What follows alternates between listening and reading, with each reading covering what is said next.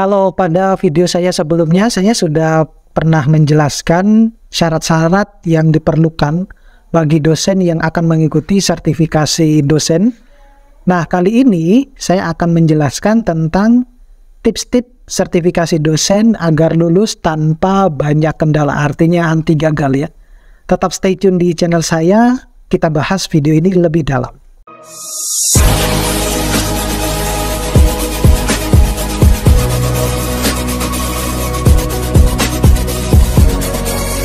Assalamualaikum warahmatullahi wabarakatuh. Nah, pada video kali ini saya masih membahas tentang sertifikasi dosen, di mana banyak para komentar-komentar yang secara pribadi DM ke Instagram saya ataupun chat di kolom komentar ini berkaitan dengan sertifikasi dosen lah ya.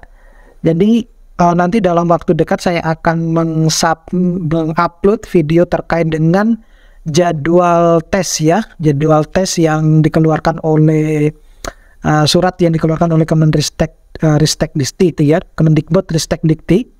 Nah, pada video ini saya hanya fokus kepada tips-tips kita melakukan sertifikasi dosen agar lulus tanpa banyak kendala gitu ya. Jadi ya diharapkan dengan saya memberikan sharing tentang ilmu ini, tes ini, kisi-kisi ini, mudah-mudahan Bapak Ibu bisa segera lulus sertifikasi dosen ya, karena banyak juga yang mungkin sudah beberapa kali tes tetapi belum dinyatakan lulus gitu.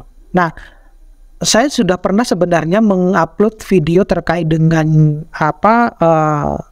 sertifikasi dosen ini yang berhubungan dengan tips untuk kita juga lulus sertifikasi dosen, tapi pada video tersebut saya lebih menekankan pada bagian tesnya di bidang bahasa Inggris gitu. Nah, kali ini saya menjelaskan secara full gitu.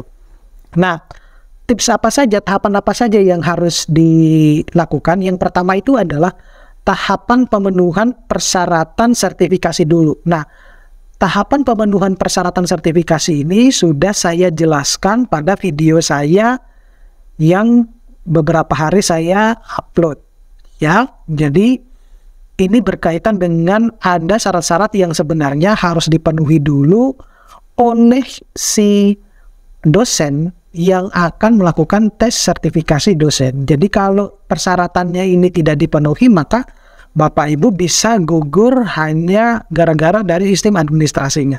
Oke, jadi diperhatikan dulu.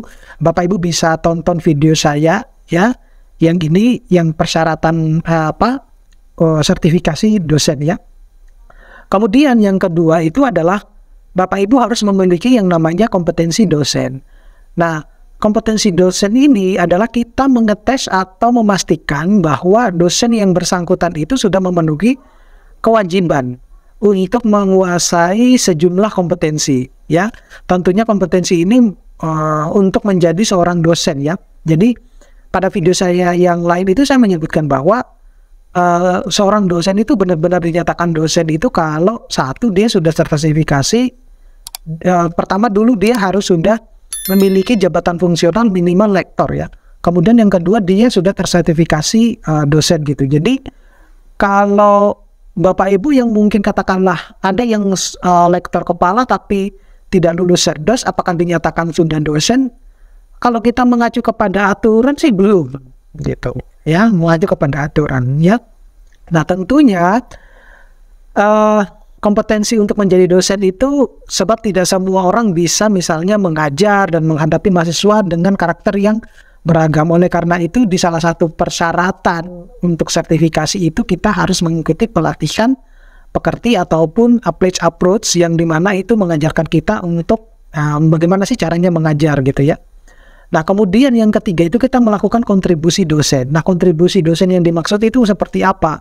Nah, kontribusi dosen itu ya tentunya kita melaksanakan yang namanya kegiatan tridharma. Baik itu kita melakukan pengajaran, kemudian penelitian, dan tentunya dia menghasilkan publikasi-publikasi dari hasil penelitiannya, dan juga pengabdiannya juga menghasilkan publikasi berupa publikasi pengabdian. Seperti itu.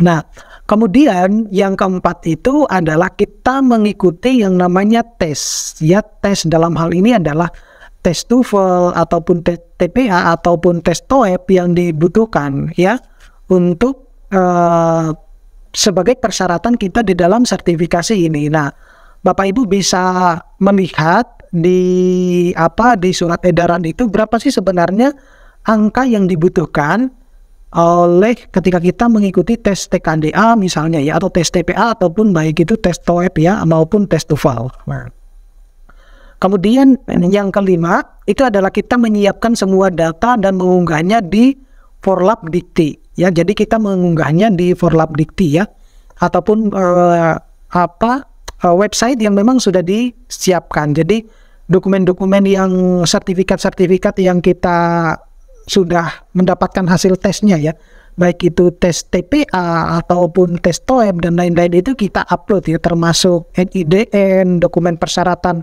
administrasi lainnya itu kita upload di Forlab ya. Di Forlab tentunya biasanya yang diminta kalau bukan PDF filenya ya, kemudian dia berbentuk JPEG gitu.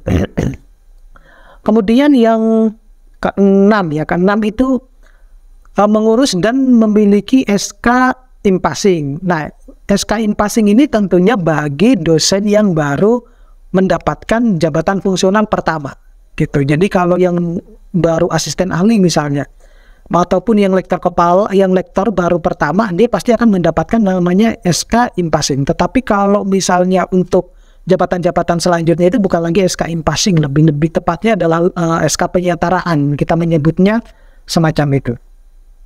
Kemudian yang ketujuh itu adalah aktif di dalam mempublikasikan jurnal ilmiah. Nah, ini penting buat Bapak Ibu karena para asesor yang nanti akan menilai tes sertifikasi kita itu akan melihat juga bahwa sejauh mana sih kesiapan dosen yang bersangkutan ini di dalam dia melaksanakan kegiatan tridharmanya, terutama di dalam hal publikasi. Karena nilai publikasi ya, baik itu bukan hanya di sertot tapi juga di angka kredit kenaikan jabatan fungsional itu juga tinggi. Jadi salah satu indikator untuk menentukan bahwa kesiapan dosen itu terhadap dia siap nggak untuk menjadi tantangan dosen ke depan itu ya dilihatnya adalah salah satu publikasinya, baik itu di jurnal maupun di buku-buku ya. Oleh karena itu kalau Bapak Ibu sudah punya publikasi banyak, kemudian sudah aktif di Google Scholar,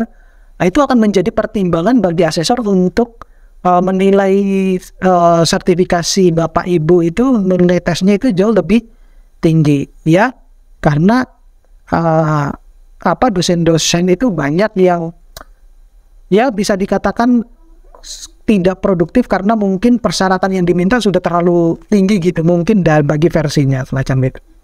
Nah, kemudian yang berikutnya itu adalah yang ke-8 ya. Ke-8 itu adalah menyiapkan CV sebaik mungkin. Jadi Bapak Ibu bisa lihat ya CV dosen yang dibuat untuk sertifikasi dosen itu seperti apa sih. Nah itu yang ini. Jadi CV ini juga bisa menjadi sebuah dokumen yang harus disiapkan sebagai sebaik mungkin ya bagi para dosen yang akan mengikuti sertifikasi dosen. Jadi mungkin melalui CV ini maka akan didapatkan hasil penilaian sertifikasi apakah sudah memenuhi standar atau dia sudah termasuk dalam kualifikasi atau belum gitu ya.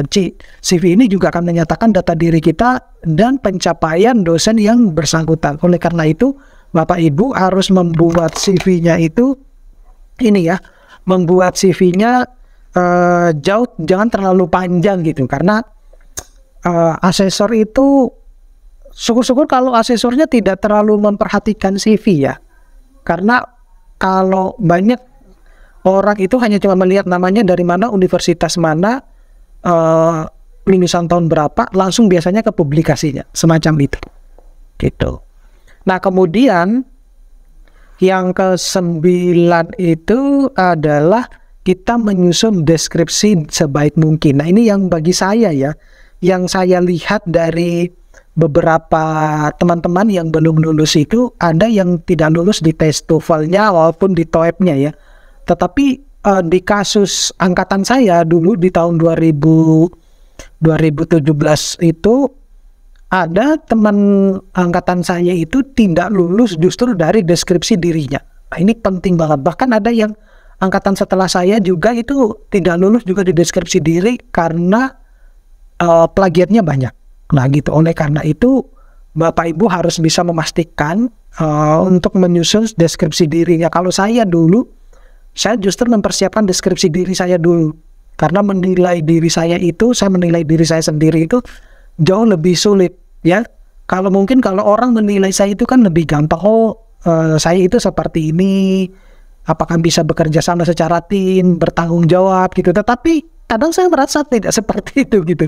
Nah itu yang artinya jangan sampai antara terjadi gap yang begitu panjang, yang begitu lebar antara penilaian deskripsi diri kita dengan penilaian teman sejawat ataupun mahasiswa. Nah itu yang harus diperhatikan. Oleh karena itu kalau saya ya menyarankan mungkin selain tes TKDA maupun tes TOEFL dan TOEFL itu penting, alangkah lebih baiknya juga mempersiapkan deskripsi diri ini. Karena zaman saya dulu kalau nggak salah 27 pertanyaan yang harus saya jawab, minimal satu pertanyaan itu jawabannya minimal 150 kata gitu. Nah lebih ya lebih bagus, tapi itu tadi resikonya adalah plagiatnya akan tinggi gitu, dan justru akan ketahuan ini plagiatnya dari mana semacam itu. Jadi harus hati-hati juga dalam membuat deskripsi diri. Dan yang terakhir itu adalah belajar dan terus berlatih. Ya, jangan segan-segan Bapak Ibu bisa tanya kepada Bapak Ibu dosen yang sudah lulus sertifikasi dosen ini, bagaimana sih mereka misalnya menyusun deskripsi dirinya seperti apa, kemudian apa saja yang mereka persiapkan, semacam itu ya. Oke, tadi sudah saya jelaskan bahwa kebanyakan yang tidak lulus itu kalau bukan di tes bahasa Inggrisnya, di deskripsi dirinya. Jadi mungkin ini dijadikan fokus, karena yang lain itu kan pasti sudah dapat ya, ini dia dapat, kemudian jurnal kita publikasi, kalau kita pandai menulis ya tidak terlalu gitu loh, tidak terlalu ribet gitu dibandingkan yang lain. Oke? Mudah-mudahan ini bisa bermanfaat bagi Bapak Ibu yang akan mengikuti sertifikasi dosen. Mudah-mudahan bisa lulus ya dan kelak mendapatkan namanya sertifikasi dosen. Oke, terima kasih. Sampai ketemu pada video-video berikutnya. Assalamualaikum warahmatullahi wabarakatuh.